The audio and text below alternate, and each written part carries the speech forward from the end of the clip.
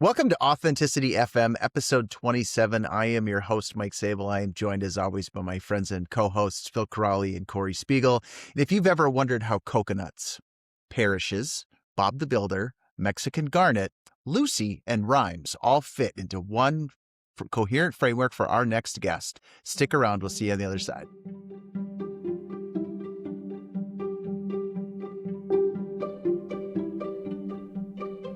So if you have listened to the show, we appreciate you.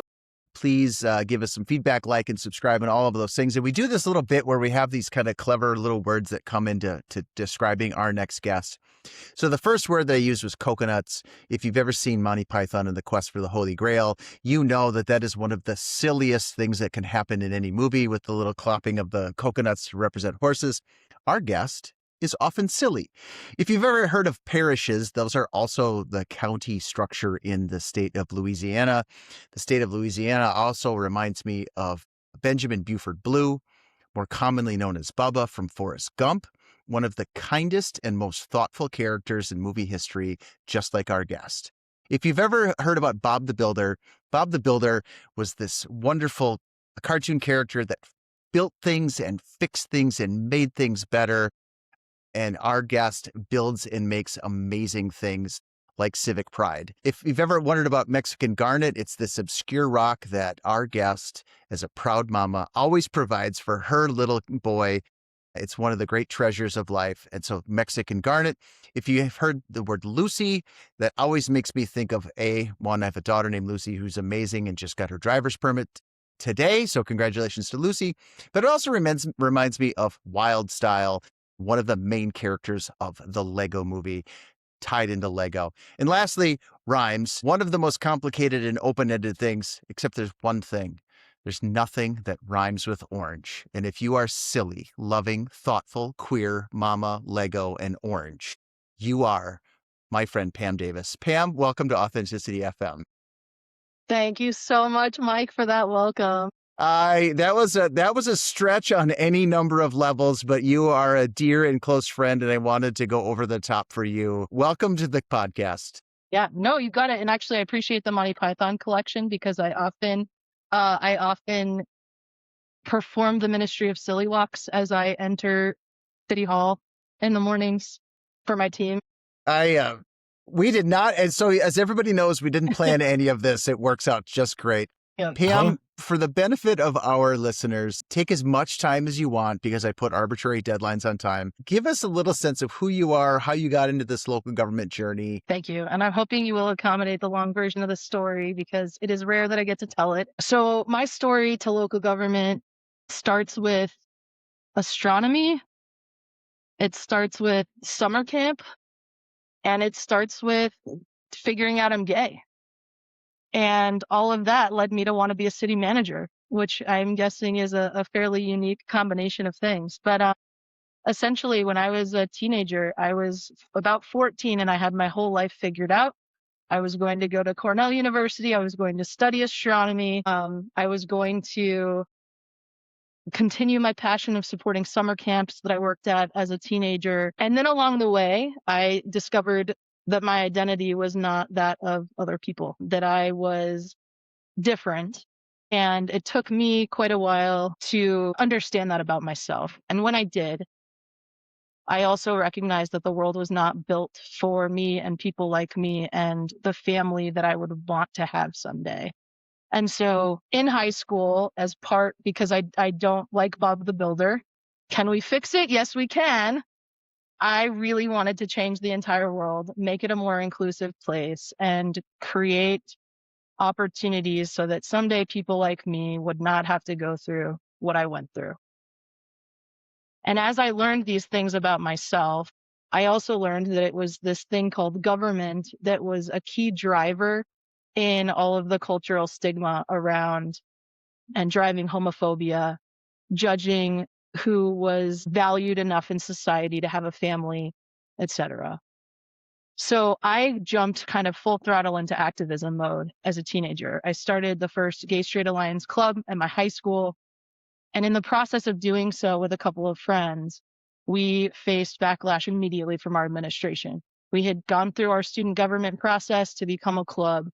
and it got to the principal's desk, and she called my best friend and I in for a meeting and said, "We think that you should take this club in another direction. We think that we should have a club in our school that celebrates all differences. And maybe you could call it like the Tolerance Club." And boy, was I prepared for that meeting, as I like to over prepare for all things except this podcast.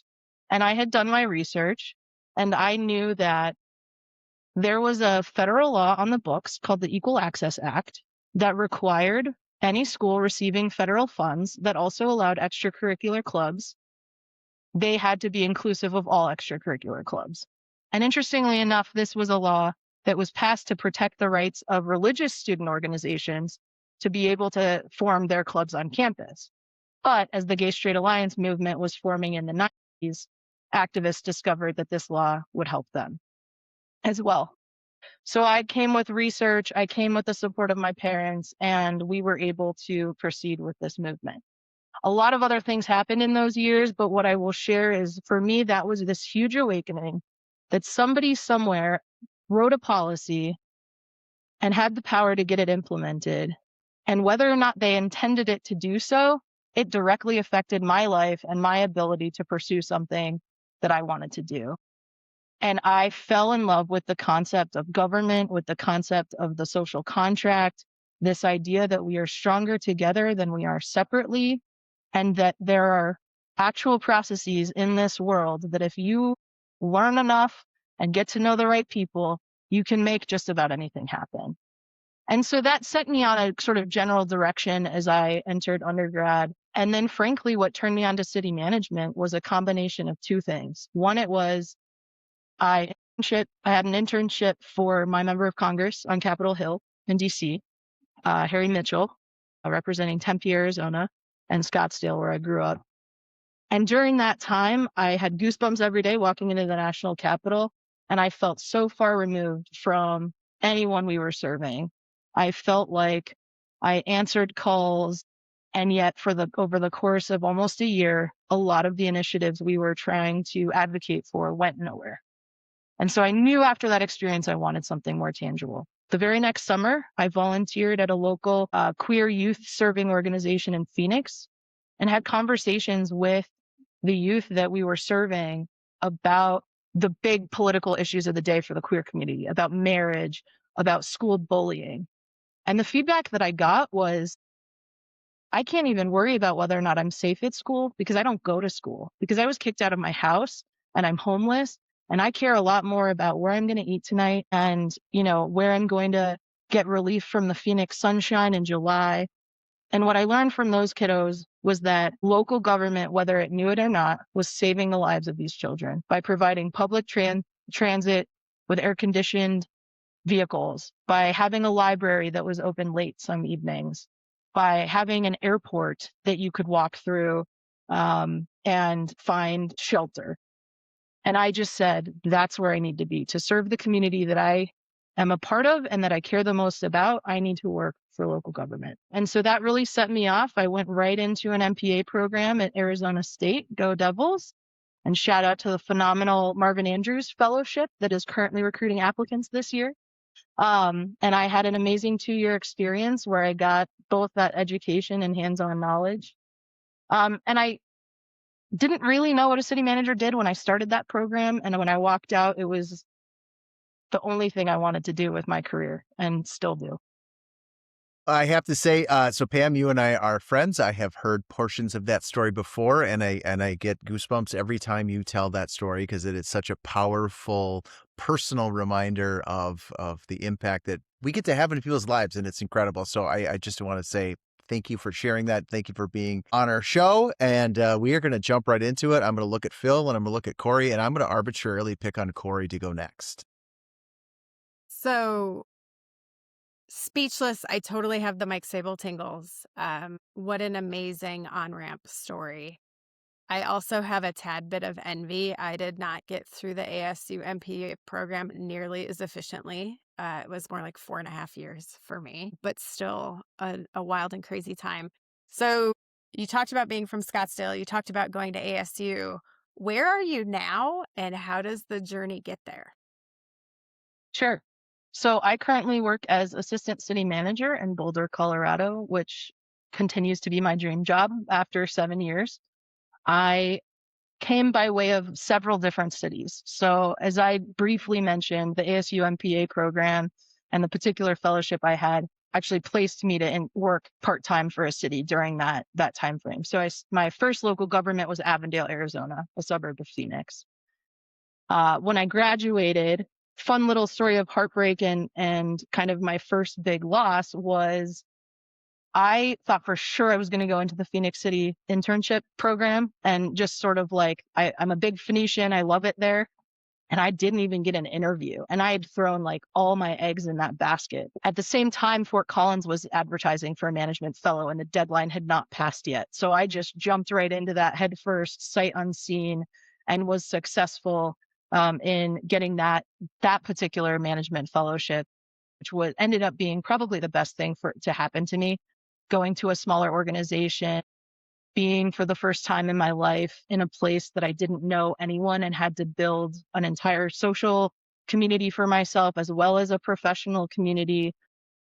And one of the biggest sort of transformative experiences in Fort Collins was the very infamous 2013 floods happened in the Front Range right at the time that I was starting that internship. And the city manager of Fort Collins at the time recognized that our neighbor up the hill in Estes Park, their town manager was working short-staffed. They had just passed a town budget that they had to put in the trash because the flood destroyed a third of their sewer system. And I got lent up there to do long-term recovery planning for a community in a flood. So I kind of got two cities in one, which was just a phenomenal opportunity to understand, while there are certain things that are relatively textbook about city management, our communities are vastly different. The dynamics, the size, what is a part of the community makeup. And so I really got an early introduction, and it sparked this idea that early in my career, I wanted to get a feel for a few vastly different communities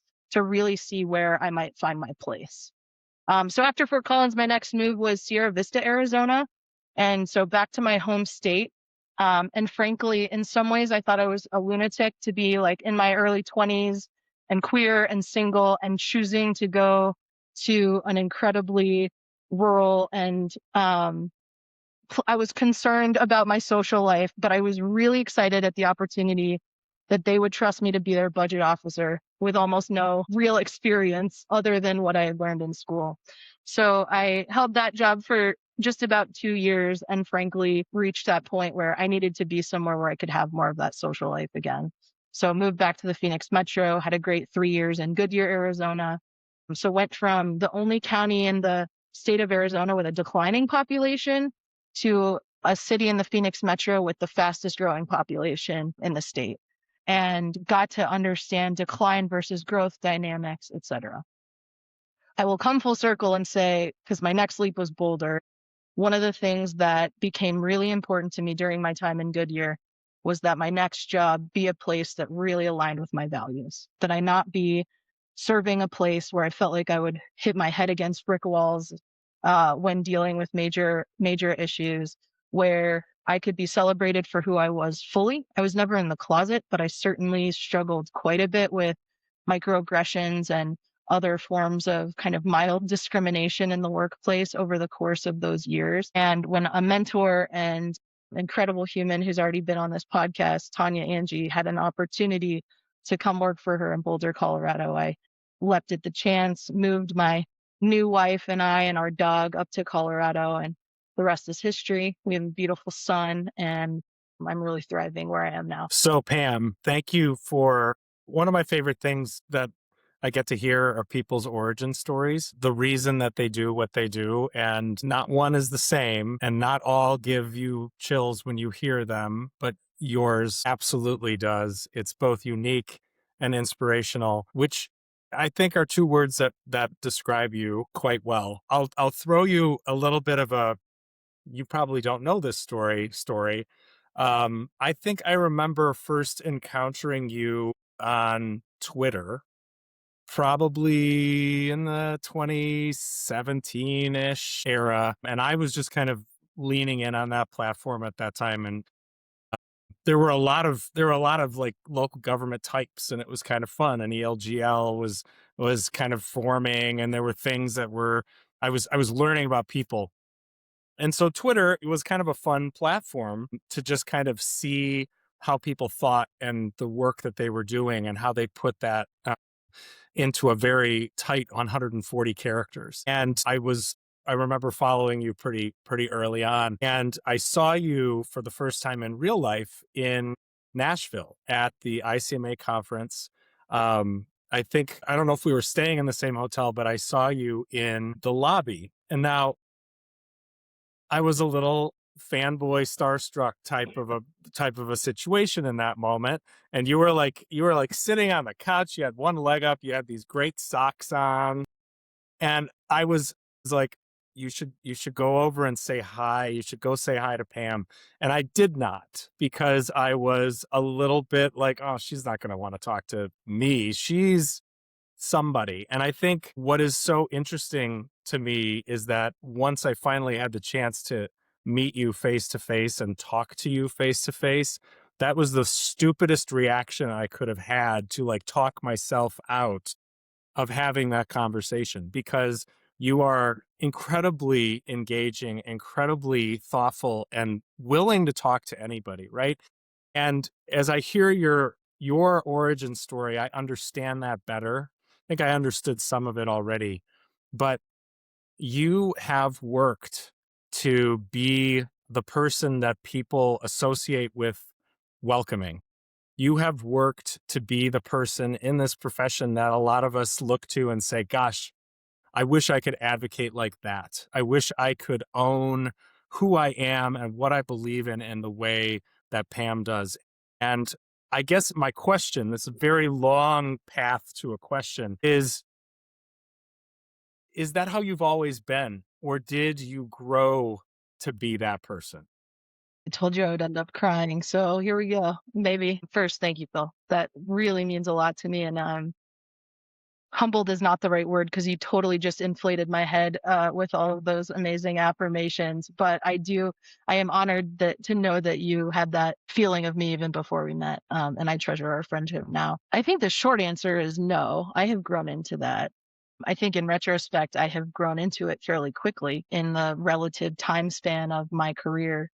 But I really credit a couple of very specific kind of instances in those first couple of years of my career.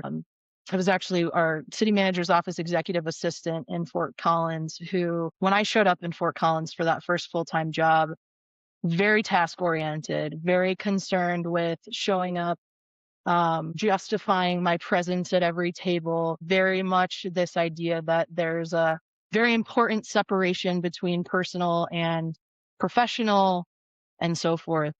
And I befriended someone in our office that just wasn't afraid to be silly. And it was subtle silly, right? Like she would hide things in my desk and, just kind of poke fun and ask me about what I was up to on the weekends and if I was making friends and things like that. And interestingly enough, that kind of one extension of someone else inviting me to be who I was in the office was the permission slip I needed to start kind of trying that on, right? To start not just answering questions that I was being asked, but actually show up and offer myself to the space that I was in and learn that it was okay to start a meeting, not just diligently following an agenda, but, the classic connection before content concept that we all talk about quite a bit, right? Like the value of that.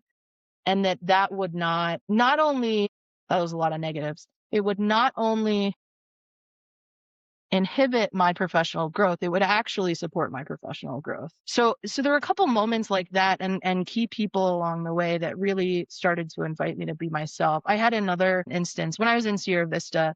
It was 2015, and it was the summer that the Supreme Court declared that same-sex marriage was constitutional and was now the law of the land in the country. And I was working in a very conservative place that, frankly, that morning, it's not every day you wake up with thousands of new rights that you didn't have the night before, and the precedent that case afforded. And I walked through the halls of City Hall and heard chatter and dismay about this ruling, and really just turned in onto myself that day. And it was toward the end of the day. And I had a phenomenal boss who, speaking of full circle, we still work together to this day in different capacities. But the assistant city manager in Sierra Vista at the time was Mary Jacobs, who now works for ICMA and has been a dear friend.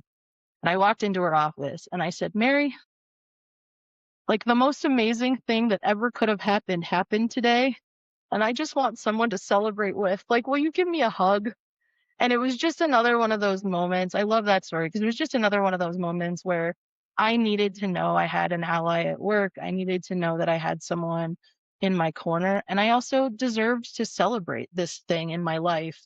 I'm going on all kinds of tangents here. I love talking to you guys too much. But coming back full circle, over time, I realized, like I said, bringing my full self to the table was only generating more positive response, was connecting me to more people in the profession. You know, people like you, Phil, who I had no idea that I had the audience that I had back in those years. I was just trying something new because a supervisor said it might be a good idea to engage in advance of a conference, right? Like that was all I was doing. So it snowballed, but it did snowball pretty quickly.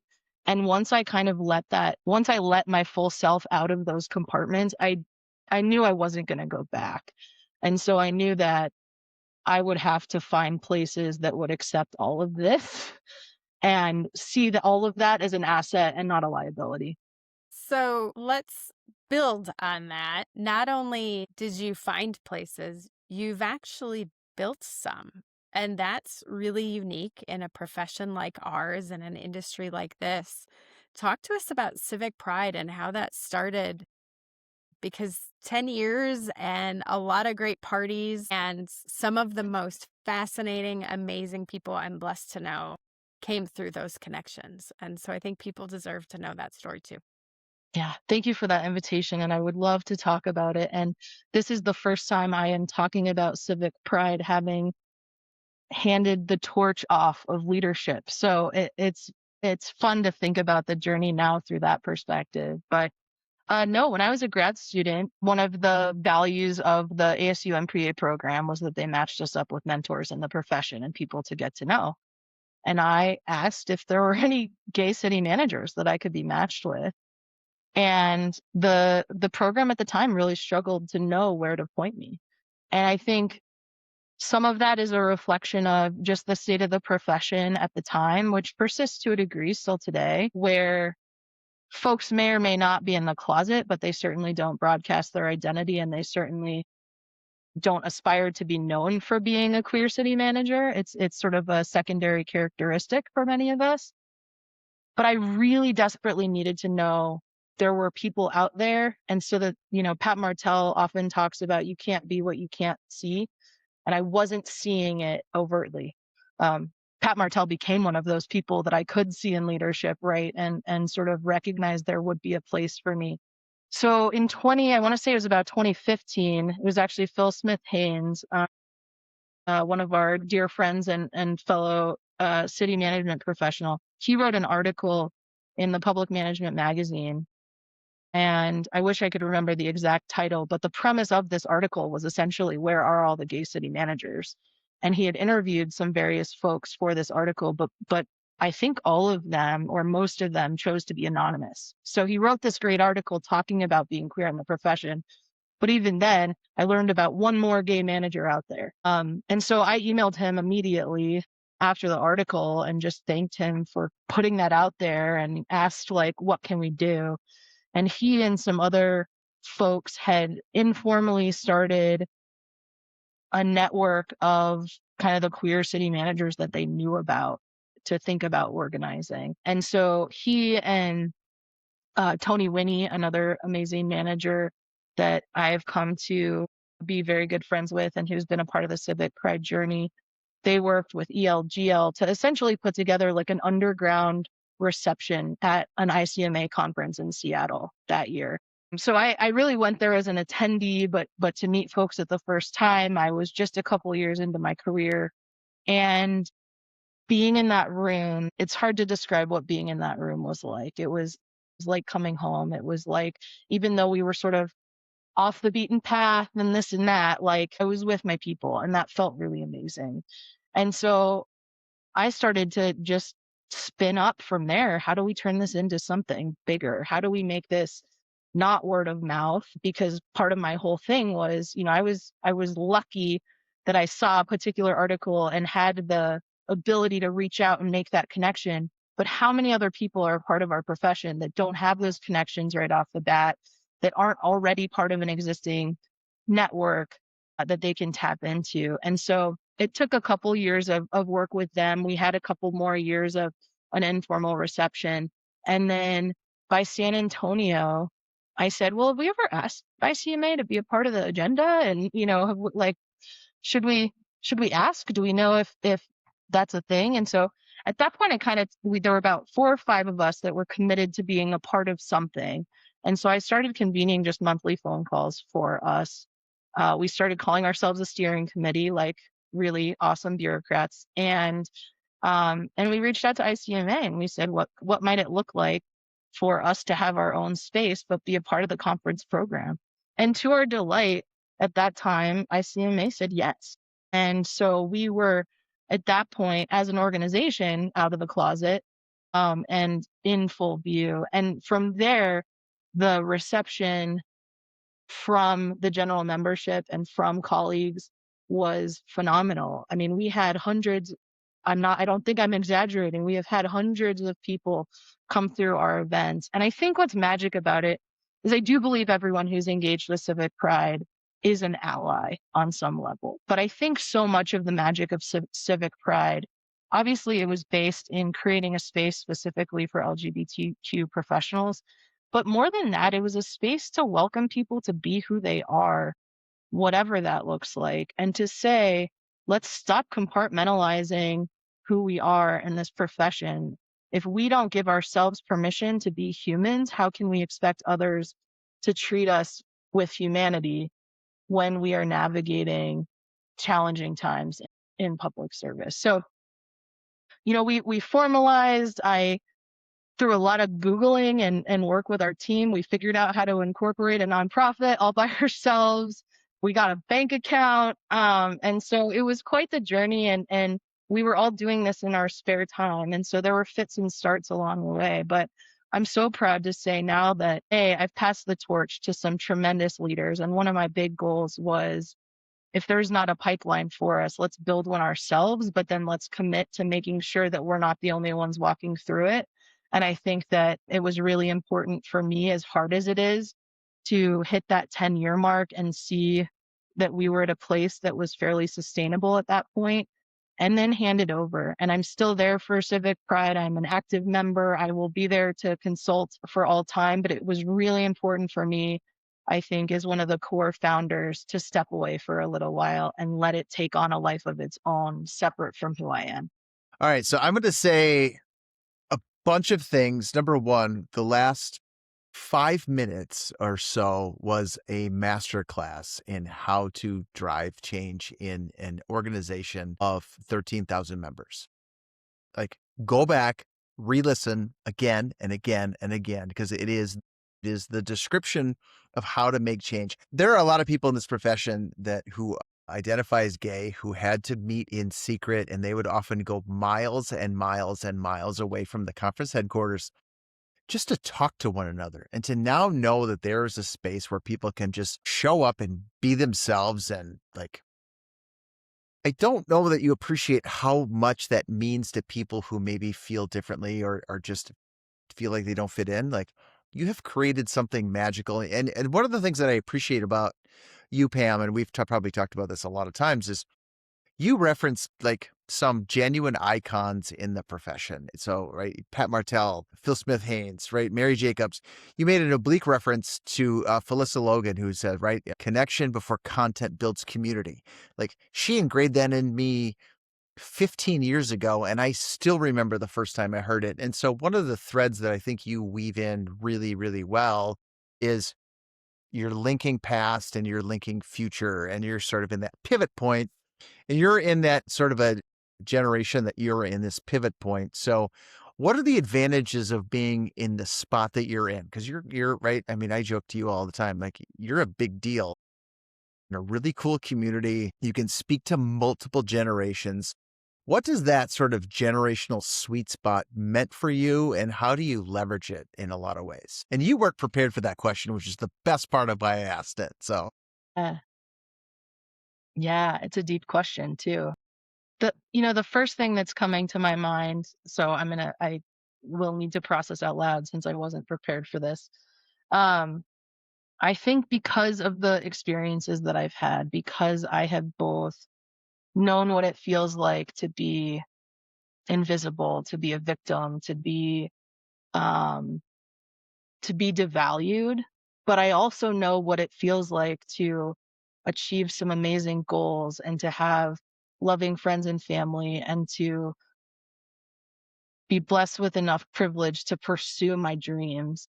I think because I have kind of in a short period of time experienced that full gamut of human experience, it allows me to then be able to thoughtfully and authentically flex to the people around me, to be a person that can connect with multiple generations, people from different backgrounds.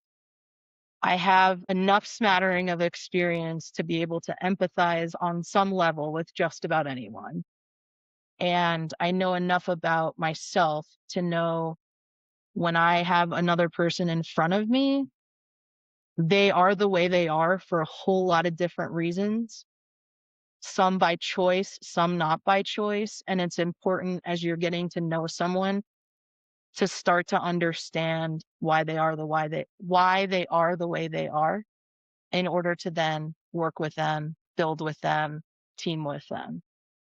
There's a couple of things here. So I was just in Long Beach, um, planning for our next conference, which is in October and going to be fantastic and amazing. And I had the benefit in that time to spend some time with folks who are in civic pride leadership and other allies in the profession. And I want to just, and this is, you know, I'm going to be a big fan of yours out loud, but I'm saying this for purpose. It's not just to prop you up, even though it's worth it just for that. Your name comes up in conversation whenever people speak of people in this profession who are meaningful. And you can throw out all of the greats that you want to, and we could all name names in this profession who we respect, admire, honor for any number of reasons. And it's interesting because I'm not sure that you recognize that your name is also among those names when we speak and you're not in the room. So I think that's a piece of where you are a young person in this profession. You are a person with not 40 years behind you where you can point to all of these successes in all these communities. And that's, this 40 years of legacy is why we all talk to you. You are in the first half of your career and you have already done this, right? So all of this change that you have been able to affect and all of these people that you have been able to impact and all of this good that you have been able to do is just the start. So with that in mind, what's the next thing, right? Where are you pointing yourself? What's the exciting thing that you want to champion or you want other people to join you in championing? Because I will tell you, you say get in line and we're all three of us right behind you and a whole bunch of other people behind us. So what is it? What's the next thing? Also an unfair question, Yeah. totally unprepared for, but that's okay. Well, I think I'll be giving an answer that you may or may not expect, but I think it's an important one. I could not be more proud of my career at this point, and I am already tired. I am about to hit 15 years in the profession, and I have done nothing but engage in every association, said yes to every opportunity, advanced my career. For me, what's next is growing in place. And and for a little while, right? So it was amazing to become the assistant city manager in the city of Boulder. And even since getting that title, the job has changed a few times.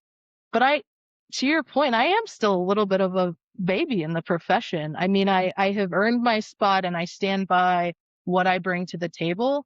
And I have a lot to learn. I still am probably more than 50% of the time trying to rapidly learn things I don't know anything about while I'm trying to lead people through that thing. And so, in a lot of ways, I am excited to intentionally plateau in a really beautiful plateau. The other side of that is because I have given so much of myself, I do need to take a little time to sit and reflect and think about um, I've had a lot of good therapists in my life, thankfully, but one of them has said words to me that ring in my ears to this day, which is, what if instead of thinking about your life in terms of what you want to accomplish, you think about your life in terms of what you want to experience? And what I want to experience right now in my life, yes, there's a career component of that and continuing to grow and continuing to figure out how I can be a great team member in Boulder. So I'm still trying to grow my family, and we've been through a lot of kind of grief in that process, as we've had, attempts and losses in that process. I'd love to be more physically fit. I was a pretty physically fit cookie when I started my career. That has gone out the window. And so I think what's next is making sure all of me is catching up to these heights that I've reached professionally, because I don't think I can do another 15 years without having that be a part of my world. So that's it. I also think that the landscape of our world is changing so quickly, and this profession asks a lot of us in terms of, maintaining nonpartisanship and adhering to our ethics. And I hold those things incredibly dear. And I sometimes wonder if there will be a point when what's next might be outside of the profession simply because I have a need to express myself in other ways and do other work. So I'll leave that there, but that lingers too. It's not about not loving the job. It's not about, someday I do want to run a city or a county. I think that I would be amazing at it, but I'm not in a hurry. And it's not because of any one concern. It's more just, I want to live this life for a little while. So that was so beautifully articulated. And we started this year talking about disruption, and we feel it. We feel it every day. And you, with your identity, probably feel it in ways we can't imagine, especially right now. And we thought then the natural pivot was to go into resilience, which we've started to open up. And so when you say, I'm tired, I get those texts from Phil all the time. And it's not just about his sleep schedule, right? It is very exhausting to care about communities as much as this profession can and does. And so as we're working through this arc, the next stop is actually presilience, which is what you talked about without calling it that. So resilience is the ability to bounce back after the thing has happened. And throughout your life story, you've had so many of those moments. And through your professional story, we know, we've seen the headlines in Boulder. Those moments have come to work with you also. But this idea that you have to build capacity within your life is something that I think so many of us wait far too long to really contemplate the importance of. And in my own journey, as I've shared, getting your health back is so much harder than maintaining it as you go. And so walk us through wherever you want to put a thread in what I just said about how you're viewing resilience, whether it's with some of the things that have happened in Boulder and what you've learned from that, or when you're kind of forecasting out what life's experiences during this plateau period will bring you. All of it. Tell us more. All right. The first place I think I will take it just is related to asking for help and how incredibly difficult that can be. And I am not someone that likes to ask for help. I try to not be a burden or feel like a burden on anyone else, particularly in the workplace.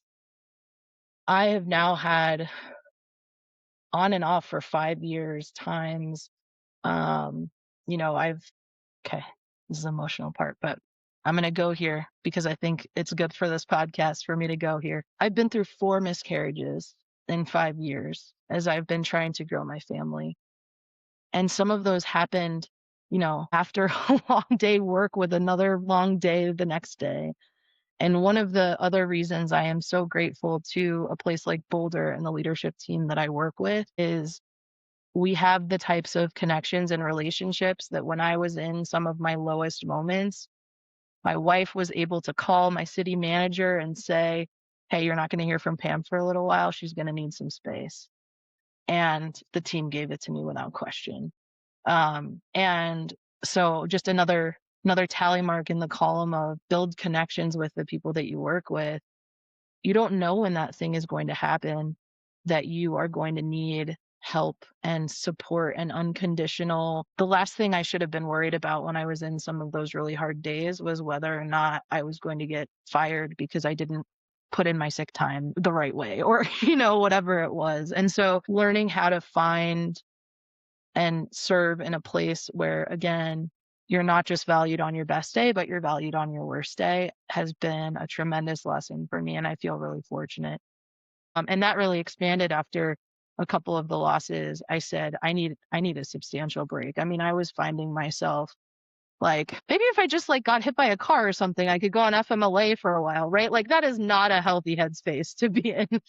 And so I had a really frank conversation with my manager a few years into the job and just said, you know, I think I need to take some significant time to reset. And she gave it to me. You know, we worked together on a plan. And so I got a unplanned break a couple years back that allowed me at that time to reset a little bit. But it wouldn't have happened if I hadn't been open, hadn't been honest, hadn't asked for it. And then despite all of the creeping in feelings of guilt and shoulds and that sort of thing, I had to accept that they were investing in me to take care of myself. And so the best thing I could do was take care of myself in order to come back full strength.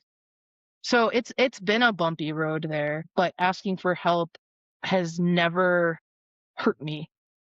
And so every time I do it, I get a little more comfortable doing it. One, thank you for sharing that. Yeah. When Mike and I were talking the other day, we had a conversation tangential to this. And it's something I don't think women in the profession talk about at all, quite frankly. So I had 2 miscarriages when I lived in Colorado before the third, who is amazing and part of my life every day. But I had my ultrasound. There was no heartbeat. I went back to council, presented for budget, and then went home and broke because that's what you do.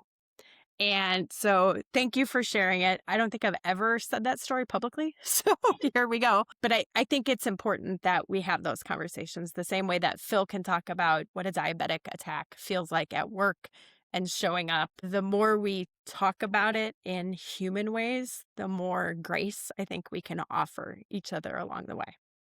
And along that, I think the second thread is that we've all experienced situations at work that you may have tabletopped planned for, but you never really know what to expect. And you've seen some of those in Boulder, some large community tragedies that have ripple effects that not only last days as you go through the triage and the crisis management, but last years. And so I think that's a really important part of resilience that we need to talk about more too. Yeah, no, absolutely, Corey. And thank you for sharing that. I can only imagine that was hard. I wish I could reach through the screen and give you a hug, but if that's not the strongest thing I've ever heard, I just can't imagine. And you shouldn't have had to do that or felt like you had to do that. So I adore you. Yeah, so you're certainly bringing to mind for me, and actually I keep in my home office For those who can't see the video, I have a poster and it's a sign that says "We are Boulder Strong," and it's a yard sign that our city produced following a mass shooting in our grocery store in 2021. And actually, we're just shy of a month out from the 5-year anniversary of that event. And talk about not only feeling like you are just thrown into a situation that you couldn't possibly be prepared for, but it happened during a pandemic. So a lot of us were remote. I was only, I commute to Boulder from a nearby community. There were times during the pandemic where it'd be weeks that I wouldn't even step foot within the city limits of Boulder. And it was a Monday afternoon, kind of a slow Monday. And I got a phone call from our interim city manager at the time saying there's an active shooting happening at the grocery store. And I got off that phone call, and because I was working at home at the time, and I'm fortunate, and I have the most amazing wife, Leanne, who is incredibly supportive of my career. And I just walked up into the kitchen, pale-faced, and, immediately it was like, what happened? And I said, we don't know a lot, but we know something's going on. We know there's already been loss of life. And I just sort of broke down. I was like, I don't know what to do. I felt frozen. We were in a time that our city management team had been cut in half through transitions, and we had not yet, we had selected, but our new city manager had not yet started. It was kind of a crazy time. Leanne said to me, well, I don't know what you're supposed to do either, but the first thing you could do is put real pants on so that if you have to go somewhere, you can. Because I was in my sweat shorts, which was my work at home uniform at the time. And that was right. So having a loved one there who didn't have all the answers, but she could help me with just what's the next step in that situation. And for me in that moment, the next step was get dressed for work and sort of stand by. And what quickly unfolded from that was, it became quickly clear to me in that situation that our city manager had kind of the big stuff handled with the police chief, with the DA's office, the kind of the act of violence and the criminal aspect and the immediate first response care for people, that was going to be taken care of. So what could I do? Think about everything else that's not that and see how I could be helpful. And so for me, what that really looked like were things like, let's look ahead at the calendar for the next week, because I think we're going to cancel a lot of meetings and someone needs to take a role in communicating that. It was during the pandemic, so knowing that there were probably vigils that were going to start up, let's get in touch with the public health agency and make sure that people aren't going to get cited for gathering when they're mourning this terrible tragedy. And but let's bring masks to any vigils we hear about. Let's work with our planning team to start to think about the spontaneous memorials that are going to happen around town.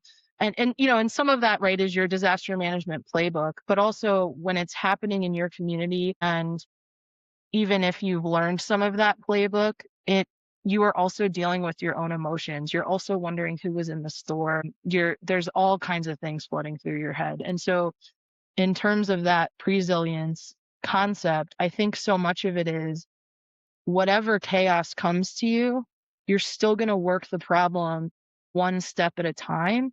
And I think having that clarity and having that base level confidence that you will know what step to take when you need to, that's so much of it. You don't have to know the entire path. You just have to show strength and calm and be there for people and do something. And so at that experience, we've navigated a couple of other instances of violence and natural disasters, but by far the complexity of responding to something like that, and at the administrator capacity, when you're not the one running into the building, you're not the one behind a camera, you're just trying to make sure that the house doesn't fall down in the process of responding to something like that. So I want to take just a brief pause and acknowledge the weight of the last 15 minutes of conversation, because it's very heavy and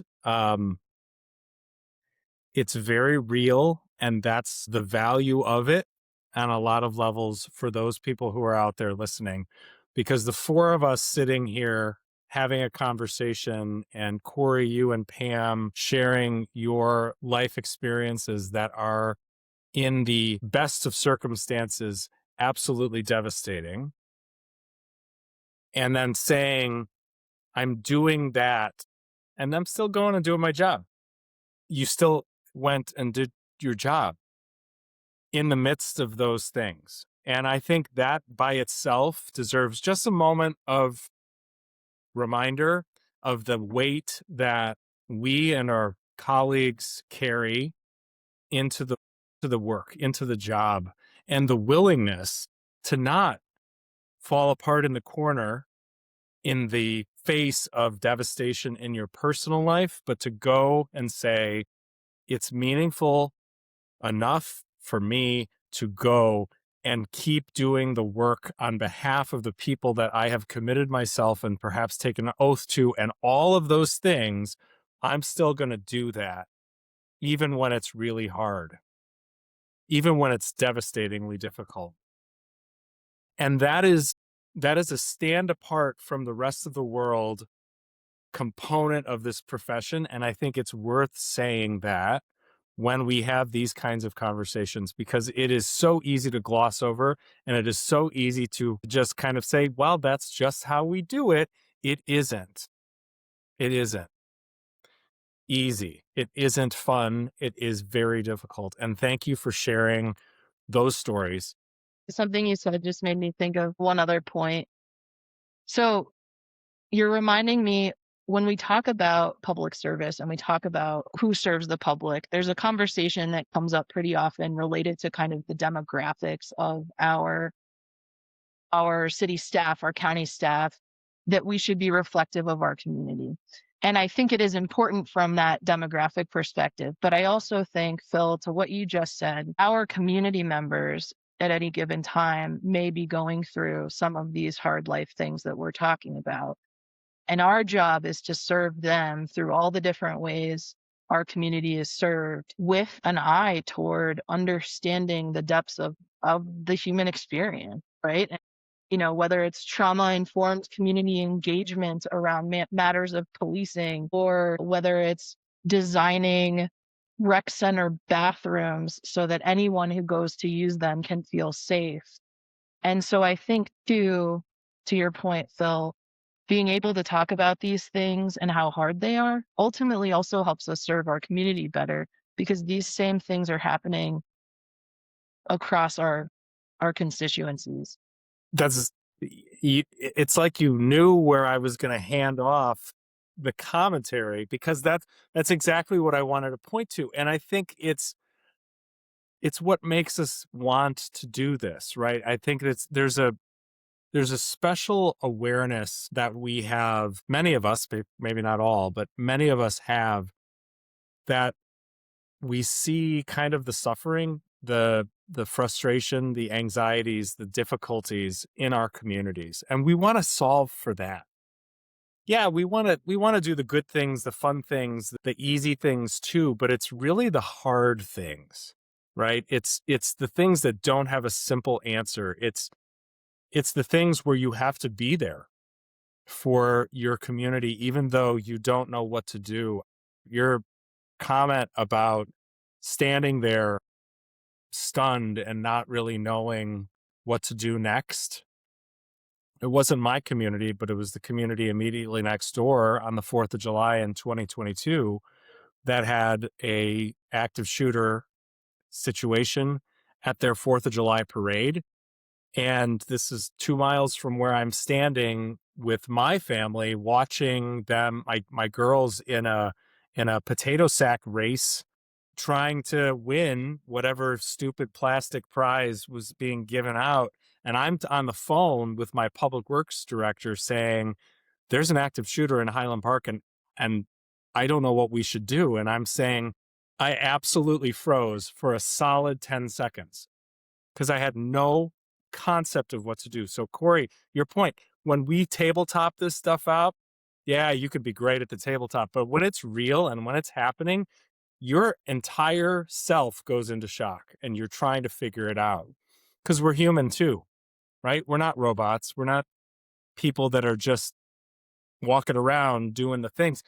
We're feeling it and we're seeing it. And I'm watching my children. And my first reaction at that moment is, how do I get them out of here?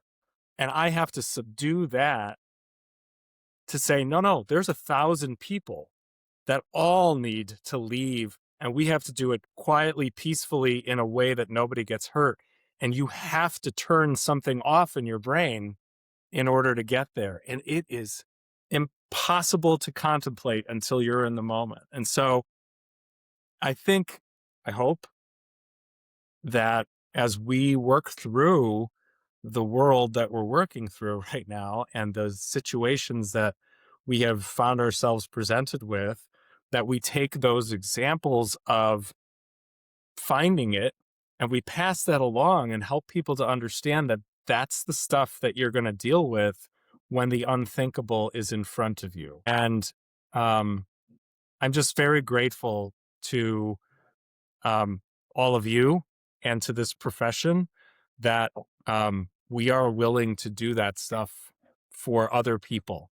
We are willing to put ourselves aside so that we can serve and help. I am such a fan of the work that we get to do, not only the profession, right? Because it is like, I love the work that we do. And I was telling this to somebody this week, stuff that we get to make and build will last for generations. And our grandchildren and great grandchildren will use the things that we helped create. And there's something magical about that. But I also want to say, like, the podcast is just, we make all the jokes in the world. Like, we don't do any prep. We don't know what's going on. But some days, right, it's just, there's this magic that gets captured and people tell a story that resonates and it lands, and somebody's career trajectory will change as a result of listening to this conversation.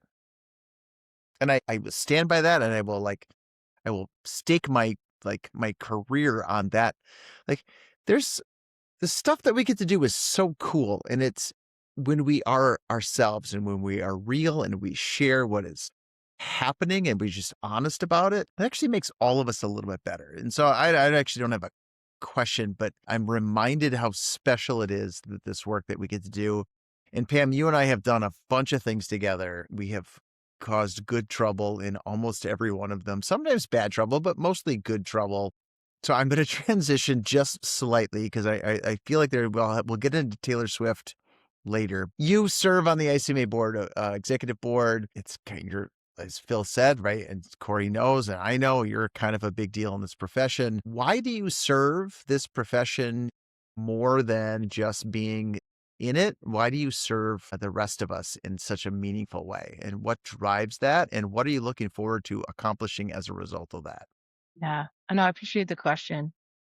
So going back to my origin story, the one challenge I felt when I took a leap toward local government management was that I was in it to save the world.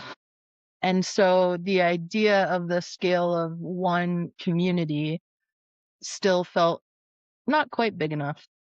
And so learning about these various associations, including ICMA, that were opportunities to bring together a collective platform of the collective impact of all of our individual local governments, the ideal that because we are connected to one another and we can exchange ideas and share great things and share mistakes, it's a little bit of the rising tide lifts all boats concept, right?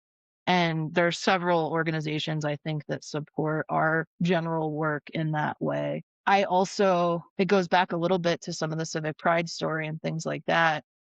I didn't want to just stop at creating a safe space. I also wanted to bring more of us into well-established spaces and show that not only could we come be in a space, but we could come be in our space and do it our way and still be successful and still have an impact and still have a voice. So that really is what it came down to. Also, former city manager of Boulder, Jane Brodingham, found me and said, Pam, this is your year. You need to apply for the board. So that's also the other reason why got engaged at the time that I did. She had done the calculation for me and really encouraged me along the way. But I think that's what it comes down to.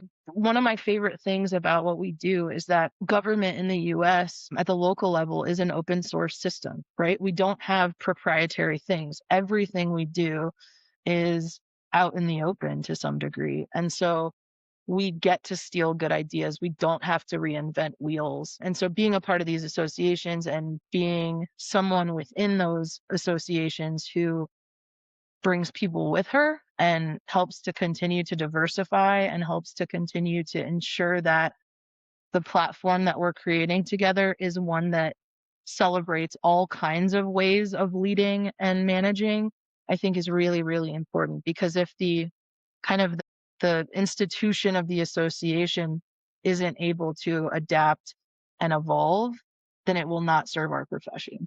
So ICMA is how I met you, Pam. And what we discovered about each other is it was very fated, and we have all of these woven things. I too went to ASU, although as we joke, I did it before it was cool. I am an alumni of the city of Goodyear, which you are too. And then your career took you to Colorado. Mine did as well. And so I just feel so absolutely blessed that the ICMA board is kind of what collided us together to learn that about you. And since we've gone very deep and very heavy, we're going to pivot a little bit and go a little light and fun. And you have been very trusting of me because I asked you if I could do lightning round questions. And you have no idea what they are. So are you ready? Oh, I'm excited. I'm so here for it. Okay. There are many. There's more than 10. We'll see what happens. All right. Arizona mountains or Colorado mountains? Arizona. So for anyone listening who's like, that's insane, Arizona doesn't have mountains, let's take a little detour and explain that Arizona does have mountains and what makes them cool. Yeah. So really, with the exception of the Phoenix metro area, all of Arizona is mountainous. So I have a lot of favorite Arizona mountains. And to be fair, I have spent much more of my life in Arizona than Colorado, although Colorado is a close second. But my favorite mountain of all time is in Prescott, Arizona, and it is on the property of the summer camp that I grew up in and hold dear. That'll take the cake for me every time. The Red Rocks of Sedona, the Santa Rita's down in southeastern Arizona where I worked in Sierra Vista. And you can't beat an Arizona sunset over Arizona mountains. So Colorado's are big and scary. Yeah. I feel like you answered the next question, which was sunrise or sunset. Sunset. Yeah. All right. What's your source of morning caffeine? Coffee. Black, cream, sugar? Just cream. So when you travel, what's your favorite? Airplane, car, or ship? Car. What's your current comfort TV binge? This one's embarrassing. I'm really into SEAL Team right now. Excellent. Excellent. So we joke about the complete lack of preparation for the podcast, which is half true and half not. So when you take notes, pen and paper or digital? It's both for me. I'm one of those hot messes where I have like half a notebook over here and a OneNote over here. And then I have to look at 4 different sources to stitch back together what I'm looking for. Seems generationally appropriate. Sweet or salty? Salty. Meticulous planner or wing it? More kind of in the middle. Sorry, that's an it depends for me. Okay. I enjoy winging it more. All right. Nostalgic or futuristic? Nostalgic. So this one you can pick your path because there's like 2 versions. So it could be your walk-up song or your soundtrack. And whichever way you want to take it. Shut Up and Dance by Walk the Moon. All right, Great guys, song. is there anything you wanted to answer out of the lightning round? No, I just have that song now playing in my head. So It's I a feel like I'm great going to have to. song. It's a good running song. I appreciate how easy that was for you to answer. Like you truly do know yourself and have like committed to knowing yourself. So that like I got a lot. That was really number one. That was really fun, and you're like I don't make light. So like we started light, we went heavy, we're kind of in a light thing. That is actually sort of the life experience, right? There are these ebbs and flows that we go. And so thank you, Corey, for orchestrating that. I won't remember any of the questions. I'll remember a few of the answers, but really, really fun. Phil, what do you got? I feel like it's time for us to flip the microphone around. It feels like we've been doing all the asking, and Pam clearly has thoughts Love it. that she wants to throw back at us. Now, again, as we always say, we don't guarantee we'll answer the questions well, but we'll answer them. So go for it. So I did binge listen to a couple more podcasts in the days leading up to today, and I had listened to some of your early episodes, but I've been playing catch up. I want to know from the three of you, what without fail do you see as a common thread through all now 27 episodes that maybe you didn't expect to emerge as a driving theme of your podcasting experience? Take it as you will. So I've been thinking about this, actually. It's interesting that you asked this question. I feel like these last 27 episodes have given me the chance to think about what I do in a way that I perhaps hadn't before, with people who I cannot articulate the amount of respect I have for them, and to be able to have a deep, difficult conversation or a light, fun conversation about the stuff that we do every day. The lightness that has brought to my life is hard to articulate, but that has been, I end every show feeling better than when I started it. And I don't know that I expected that would be true. I just kind of thought this would be a thing that we did, and we'd turn off the microphones and go and do our thing. And I turn off the microphone and I sit and think for a bit about what a great opportunity it is to talk to people that you love and respect about the stuff that you love to do, and feel like you got better at your job because of it. So for me, it was like this random jump of faith, right? When I had asked them, and we've talked about this, it started as a joke that really wasn't a joke. And from my vantage point, I wanted to do something meaningful to fill a void that I felt.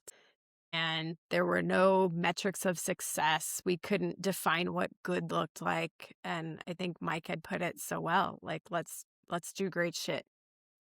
I think that was literally one of the first texts, do great shit. And to Phil's point, I get to edit these. I'm the intern. I get to do the social media. It's so much fun. And I literally laugh out loud the next day, or, whenever I edit. And I'll send them little clips, and we'll have jokes. And it's this idea that even in the darkest of times, and it feels very heavy in the world we live in right now, and very uncertain, that if you do something great and meaningful, there's a person on the other side who needed exactly what you delivered. I don't care if we have 1 million views, or like, being a social media influencer was never part of the equation, but it was to do something for people who needed it. And I feel like over the whole arc of where we've come from and where we're headed, that is exactly what we've done. And I'm super proud of that. I'm still reeling from what an unfair question that was, because that was just, I'm going to borrow from Phil, because I did not expect the level of respect that would emanate from these conversations. We're not inviting people we don't like and respect. Like that's sort of a given, but the level to which people share, and the level with the depth of the conversation, was so much bigger than I had anticipated. And to Corey's point, like, these are fleeting moments, but we have these moments that actually matter to somebody. And so that has been maybe the two things that I would say is, right, the level of respect that we have for the guests and for the conversation, it was more than I thought.